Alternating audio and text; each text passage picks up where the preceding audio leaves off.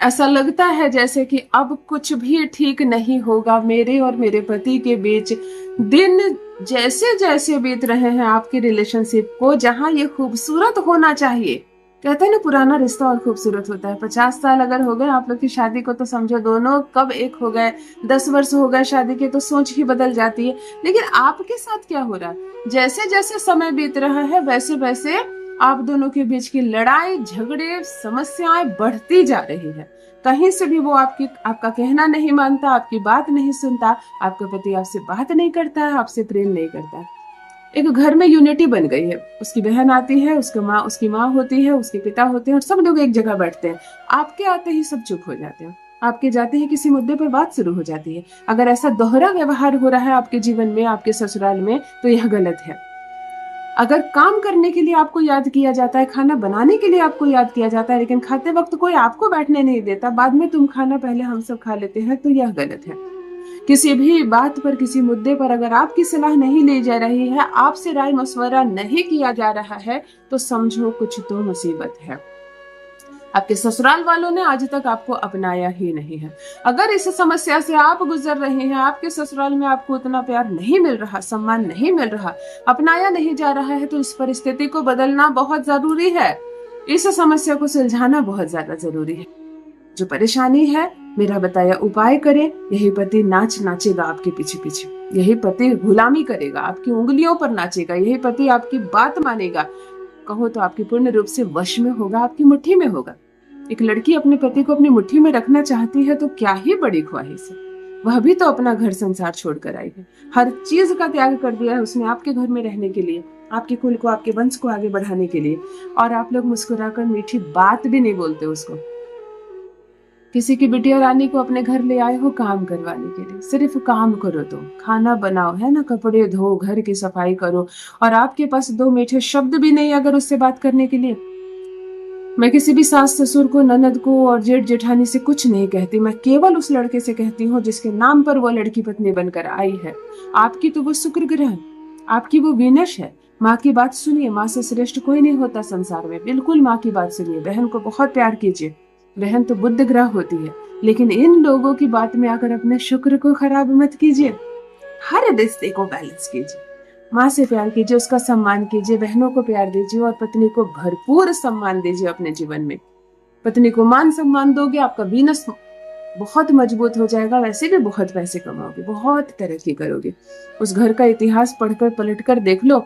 जिस घर में लड़कियां रो रही हैं, सिसक रही है, कोई उसकी बात नहीं सुनता, उसकी ख्वाहिशें पूरी नहीं हो रही, छोटी छोटी चीज के लिए उसको मांगना पड़ता है हाथ फैलाकर, उस घर की स्थिति जाकर देखो।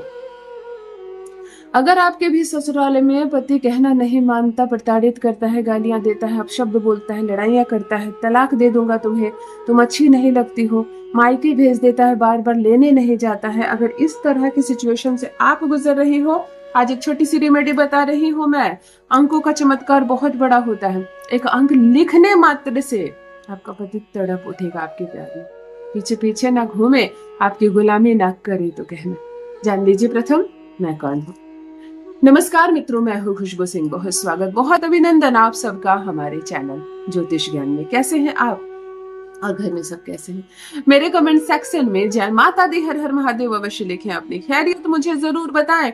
पढ़ती हूँ हाथ की रेखाएं, पढ़ती हूँ जन्म कुंडली, और अगर आप कुछ ना कहे तो आपका चेहरा भी पढ़ लेती हूँ। करम है, कृपा है ऊपर वाले की, प्रेम है आप सबका। जुड़िए ज्योतिष ज्ञान चैनल से। जो भी नए भाई बहन चैनल पर पहली बार आए हो, मेरे वीडियो को पहली बार देख रहे हो, मुझसे प्रथम बार मिल रहे हो, चैनल से जुड़िए, सब्सक्राइब कीजिए, मेरे परिवार का हिस्सा बनिए। घबराइए नहीं, सब कुछ ठीक हो जाएगा। दिल नहीं टूटने दूंगी, एक भी घर नहीं टूटने दूंगी। यकीन मानिए, रिश्ता कितना भी खराब क्यों ना हो गया हो, रिश्ता सुधर जाएगा, संवर जाएगा। पति आपके पक्ष में बात करेगा, सब कुछ बहुत सुंदर हो जाएगा। कुछ चीजें आपको अपने तरफ से करनी है, कुछ चीजें आप करेंगे, कुछ चीजें मैं बैलेंस करूंगी। आप क्या करेंगे? आप अपने शुक्र को एक्टिव रखेंगे, तेज वाइब्रेशन में रहेंगे। कैसे कर सकती है? मेरी जो रोज मेरी बहनें जुड़ी हुई हैं, मेरी जो फॉलोवर्स हैं, सब्सक्राइबर्स हैं, वो पहले ही जानती हैं।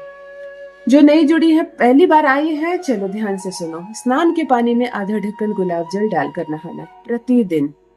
महीने के 30 में से 30 दिन, पीरियड्स वाले दिन में भी, त्योहार में भी, दुख में भी, सुख में भी, हर एक दिन बाथरूम में एक बड़ी बोतल रख लो गुलाब जल का, आपको गुलाब जल डालकर ही स्नान करना है, ठीक है। आपको एक चांदी धारण करनी है 24 घंटे के लिए।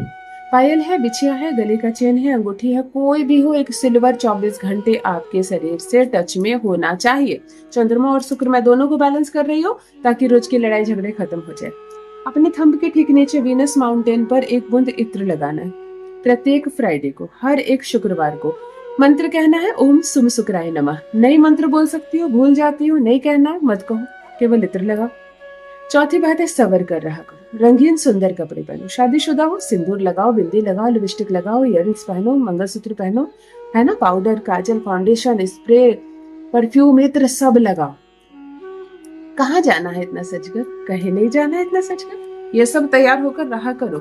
जब आप संवरती हो, कॉस्मेटिक प्रोडक्ट का इस्तेमाल करती हो, वीनस एक्टिव होता है, आपके अंदर का आकर्षण बढ़ता है, कोई नहीं चिढ़ेगा आपसे, कोई नापसंद कर ही नहीं सकता, आकर्षण इतना बढ़ेगा, दुनिया झुकेगी कदमों में।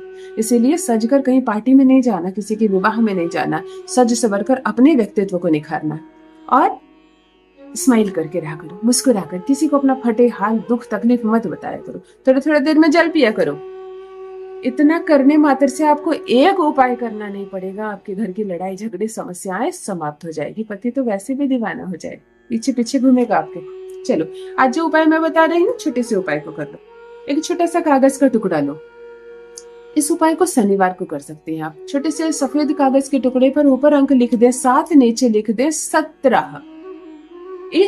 ये जो कागज लिया है, इस पर थोड़ा सा परफ्यूम या इत्र लगा देना। हाथ में इस कागज को पकड़ लो, आंखें बंद करो और पति की अनुभूति करो, गहरी अनुभूति करना है आपको। एक बात है, जब आप कोई उपाय कर रही हो, जब कोई आप रेमेडीज कर रही हो, तो कोई भी नकारात्मक चीजें मत सोचो। उसने थप्पड़ मारा था, उसने गालियां दी थी, मुझे कैसी कैसी बातें बोली थी, मैं उनकी बातों को कभी भूल नहीं पाऊंगी, नहीं, ये सब हटाओ। क्षमा क्षमा, कुछ नहीं। रिलेशनशिप आज से बहुत सुंदर होने वाला, सब कुछ ठीक होने वाला है। वो तो पीछे पीछे घूमेगा मेरे, ऐसी भावना के साथ। ऐसी भावना के साथ इस कागज को आप हाथ में लेना है, पति की अनुभूति करें, उसको देखने का प्रयास करें। जब नियंत्रण में आ जाए वो, बिल्कुल आपके दिमाग में सिर्फ वही, उसी का चेहरा रहे, कहेंगे ओम त्रि त्रि अमुक पूरे वश्या। इस मंत्र को आप 51 बार जप करेंगे।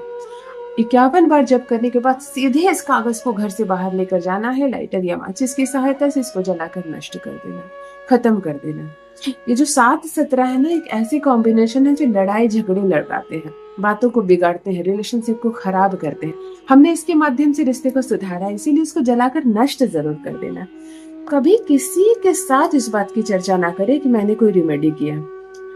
जब रिश्ता बदलने लगे, 6 घंटे में चमत्कारी असर है। 6 घंटे में, जिस दिन करोगे उसी दिन से उसकी जुबान बदलेगी। ब्लॉक कर दिया होगा तो अनब्लॉक करेगा, दूर रहता होगा तो आएगा लेने के लिए, सब कुछ बहुत सुधरने लगेगा। लेकिन किसी को बोले नहीं कि मैंने कोई उपाय किया और उसका ये असर है, फिर असर खत्म हो जाता है ना। करके देखें, आपका पति आपके वश में होगा। अपना अनुभव मेरे साथ भी अवश्य साझा करें। बहुत बहुत धन्यवाद।